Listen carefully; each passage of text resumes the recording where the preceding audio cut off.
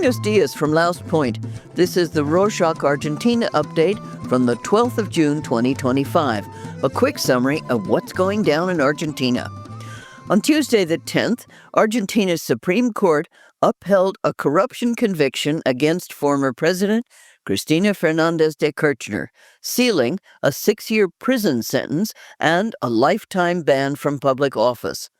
Judges dismissed all her legal team's arguments, insisting the verdict was backed by evidence and due process. The case focused on public road work contracts allegedly funneled to an allied businessman during her presidency. Cristina and her allies say the ruling is part of a political witch hunt, while President Milei celebrated it as a blow to corruption.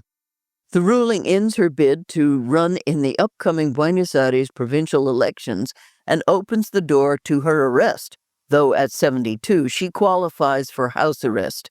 As one of Argentina's most polarizing figures, her removal from the ballot marks a major turning point for Peronism and for the country's political future. Since we touched on the elections, the Buenos Aires Herald news outlet published a guide to Argentina's 2025 election year, detailing a packed calendar of legislative contests at the national, provincial, and municipal levels. The article outlines key dates and races, including provincial elections in Santa Fe, Formosa, and Corrientes, where voters will choose local lawmakers and, in some cases, delegates to reform provincial constitutions. Check it out. Follow the link in the show notes. On that topic, the northeastern province of Misiones held a key provincial election on Sunday the 8th, with voters choosing 20 new lawmakers and renewing several city council seats. The ruling Peronist political party, Frente Renovador de la Concordia, held on to power in Misiones' legislative election, but all eyes were on Milei's La Libertad Avanza, which surged into second place with a strong showing. In a surprise twist, a third of voters backed Ramon Amarisha's pro-life party, even though he's currently in jail for leading a police riot. Now, an update on a story from last week about the Garrahan Children's Hospital in Buenos Aires. Medical residents ended their strike after receiving warnings they could be fired if they didn't return to work. They said hospital authorities and national government used threats to break the protest, though they still stand by their demands for better pay and working conditions. Permanent staff remain on strike, and the union has announced a national health sector walkout. The Milei government dismissed the protests as political theater, while doctors painted a grim picture of burnout, understaffing, and inadequate pay in one of Latin America's top pediatric hospitals. The current salaries of most residents are under 800,000 pesos monthly, about $660 for 60 to 70-hour work weeks. Argentina's lower house approved a 7.2% increase in pensions and also voted to bring back a pension moratorium, a temporary measure that lets people retire even if they have not met the usual required years of Social Security contributions. This came after a long and heated 10-hour debate that also covered disability benefits and the crisis at the Garrahan Hospital. Despite Congress passing these bills, President Milei has already said he will veto any legislation that threatens the government's goal of a zero fiscal deficit. While the pension raise may have enough support to override a veto, the moratorium is unlikely to survive.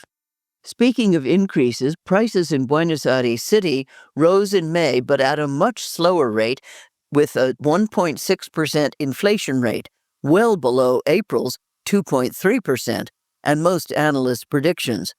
This brings the city's inflation to 13% for the year so far, a significant improvement compared to the 48% recorded in the same period last year.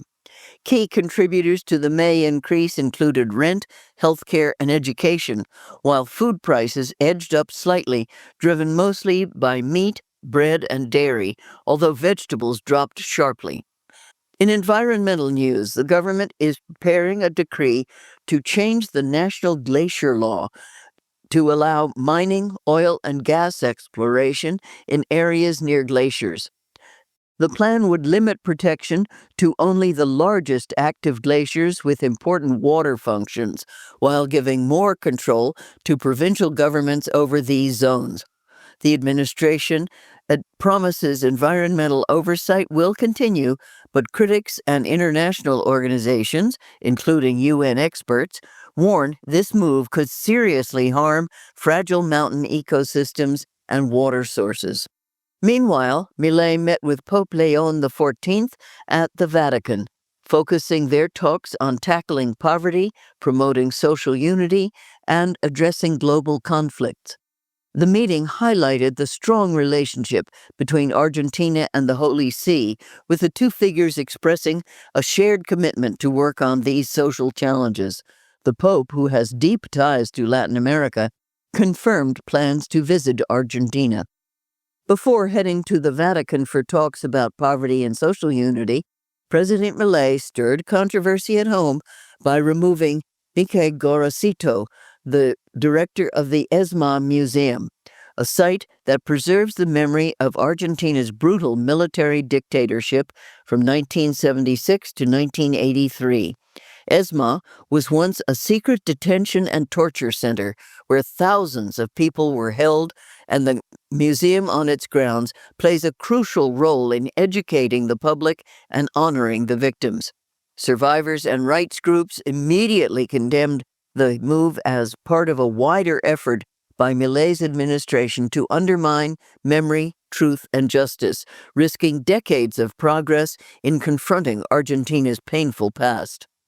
In another controversy, Millet's government introduced the libertarian animated series Tuttle Twins to the state-run children's channel Paca Paca, set to premiere this July.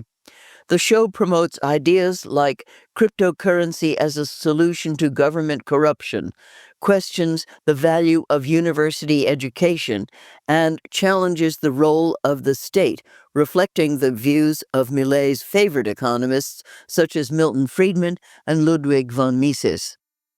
While supporters praise the series for promoting freedom and individual rights, critics argue it pushes a clear political agenda onto young viewers, accusing the government of using the channel to advance its ideology.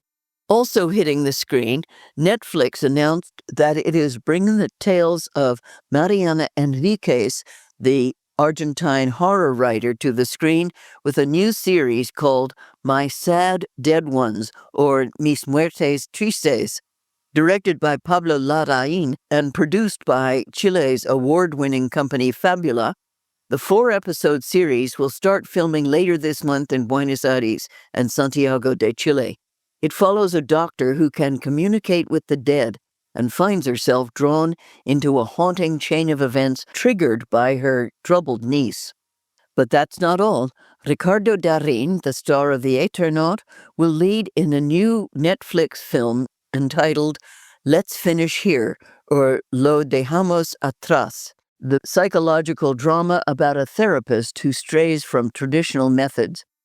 Netflix announced yet another film, The Last Giant, El Último Gigante, which follows a quirky tour guide who reconnects with his father, who walked out on him nearly 3 decades earlier. Also on the slate, Parque Les Sama, a film adaptation of Oscar-winning director Juan José Campanella's play about an odd couple friendship, and a true crime documentary about notorious poisoner Shisha Morano. Netflix says it's all part of a long-term push to spotlight Argentine stories and talent on a global stage. In sports, Latin American qualifiers for the 2026 World Cup are almost done. This past Thursday, the 5th of June, Argentina beat Chile 1-0. The result leaves Chile clinging to a near-impossible chance of qualifying for the 2026 World Cup. Argentina, meanwhile, remains comfortably at the top of the South American table and used the opportunity to debut 17-year-old River Plata talent Franco Mastantuono, who made history as the youngest Argentine to appear in a competitive match. Before we go, remember that there are 2 bank holidays coming up.